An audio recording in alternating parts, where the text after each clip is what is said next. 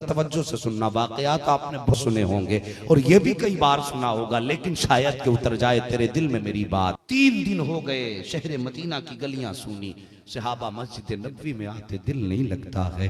कभी आका करीम के हुजरे के दाएं बाएं घूमते हैं, एक दूसरे से कहते हैं यार मदीने में दिल नहीं लग रहा है, कोई हमारा दिलबर देखा हो किसी ने तो बता दे। अल्लाह अकबर। 3 दिन गुजर गए, जब सहाबा को आका नजर नहीं आए तलाश करने के लिए निकले हैं। अल्लाह अकबर। तलाश करने के लिए एक सहाबी निकले, बस्ती से बाहर गए, पता पूछा मेरे आका किधर गए हैं। लोगों ने बताया किसी ने कहा मदीना शरीफ के बाहर गए। लोग ढूंढते हुए चले गए। एक चरवाहे से पूछा यार बता, अगर तूने मेरा दिलबर देखा हो तो बता।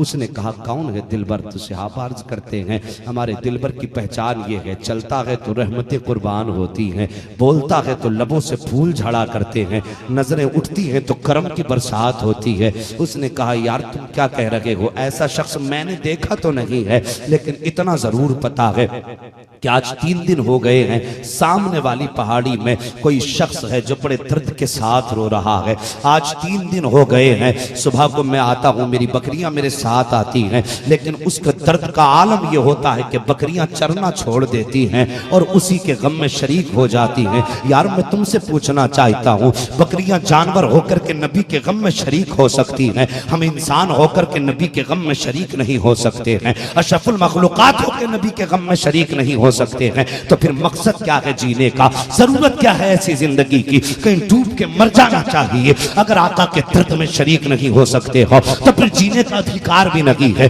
अल्लाह अकबर। उसने कहा था मेरी बकरियां हैं कि उसके साथ रोना शुरू कर देती हैं और इस दर्द के साथ वो रोता है कि बकरियां चरना छोड़ देती हैं। मगर कमाल की बात यह है कि 3 दिन से बकरियों ने ना कुछ खाया है ना पिया है। जब शाम को घर जाती है तो दूध हर दिन से ज्यादा दिया करती है। आशिक ने कहा था हो न हो ये मदीने वाले की आवाज ही लगी होगी, हो न हो ये मुस्तफा की सदा होगी। जब आशिक दौड़ के गए तो क्या देखते हैं, सैयदुल अंबिया की पेशानी सजदे में है, जबान पे रब्बे हबली उम्मती की सदाएं, रब्बे हबली की सदाएं हैं। अल्लाह अकबर। जाके कदम पकड़ लिया, आका मदीना लौट चलिए। मेरे नबी ने फरमाया मेरी उम्मत का मामला है, मैं वापस नहीं जाऊंगा। वापस आ गए, ऐलान कर दिया अबू बकर उमर जी का मुस्तफा का पता मिल गया है, चलो चल के बुला लाएं। सहाबा ने इतना सुना दौड़ना शुरू कर दिया। यार वो थे कौन? शमे रिसालत के परवाने थे। वो आका के पसीने की जगह अपने खून के कतरे बहा दिया करते थे, बल्कि कतरे नहीं मैं कहता हूँ उन्होंने दरिया बहाए हैं खून के मुस्तफ़ा के लिए। अल्लाह अकबर। दौड़ के आए, आका के कदम पकड़े अबू बकर सिद्दीक ने। आका जी मदीना लौट चलिए, मस्जिद नबवी खाली है, मुसल्ले पे दिल नहीं लगता है, सरकार वापस चलिए। मेरे सरकार फरमाते हैं अबू बकर मैं कैसे वापस चला जाऊं, आज मेरी उम्मत का मामला आ गया है। आका जी लौट चलिए। सहाबा कदम पकड़ के आंसू बहा रहे हैं, लेकिन मुस्तफ़ा फरमाते हैं अबू बकर जब तक उम्मत के हक में अल्लाह कोई हतमी फैसला नहीं फरमा देता उस वक्त तक मैं वापस नहीं जाऊंगा। अभी सहाबा रो ही रहे थे, इतने में सलमान फारसी कह देते हैं ओ लोगों एक पता बताता हूँ, आका ऐसे नहीं जाएंगे। कहा फिर कहा एक जात ऐसी भी है जिसकी कभी मुस्तफ़ा ने भी नहीं टाली है, अगर वो जात आ जाएगी तो मुस्तफ़ा भी मान जाएंगे। कहा किसकी बात करते हो? कहा मैं जाने मुस्तफ़ा सैयदा फातिमा की बात कर रहा हूँ, कोई जाके सैयदा फातिमा को बुला लाए। इतना सुनना था। लोगों ने कहा सलमान जल्दी जाओ मुस्तफ़ा की शहजादी को बुला लाओ। अल्लाह अकबर। जाके उन्होंने मदीने की खवातीन को तैयार किया।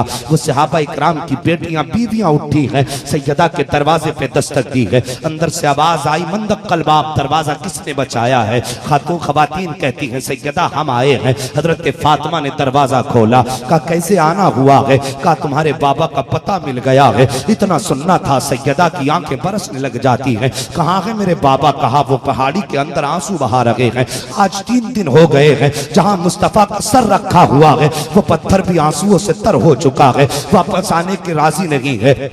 इतना सुनना था। सैयदा ने आवाज दी मेरे हसनैन कहाँ हैं? दोनों शहजादे आए हैं। दानी जानिब हसन का हाथ थामा है, बाएं हाथ में हुसैन का हाथ थामा है। सैयदा जब लेके चली शहजादों को और गार के दरवाजे पर पहुंची है। और कौम की बेटियों, जरा तुम भी दिल पे हाथ रख करके सुनना, शायद कि उतर जाए तेरे दिल में मेरी बात। अल्लाह अकबर। सैयदा फातिमा तो ज़हरा आई है, सारे सहाबा गार से बाहर निकल जाते हैं। नबी की बेटी ने बाप के कदम पकड़ लिए हैं। अब्बा जान लौट चलिए। हसनैन करीमैन रोज पूछा करते हैं, अम्मी नाना कहाँ है, नाना के बगैर जी नहीं लगता है, बाबा जी लौट चलिए। इतना जुमला मेरे मुस्तफा ने सुना है। आका इरशाद फरमाते हैं, ए फातिमा आज मेरी उम्मत का मामला आ गया है, मैं वापस नहीं जाऊंगा। जैसे इतना सुना है, सैयदा कहती है, अब्बा मामला क्या है? आका फरमाते हैं, मुझे जिब्रील ने आकर के बताया है, अल्लाह कयामत के दिन मेरी उम्मत को जहन्नम में डालेगा। ए फातिमा, जिस उम्मत के लिए ताइफ में पत्थर खाए हैं, जिस उम्मत के लिए रास्तों के कांटे मैंने अपने पैरों में लिए हैं,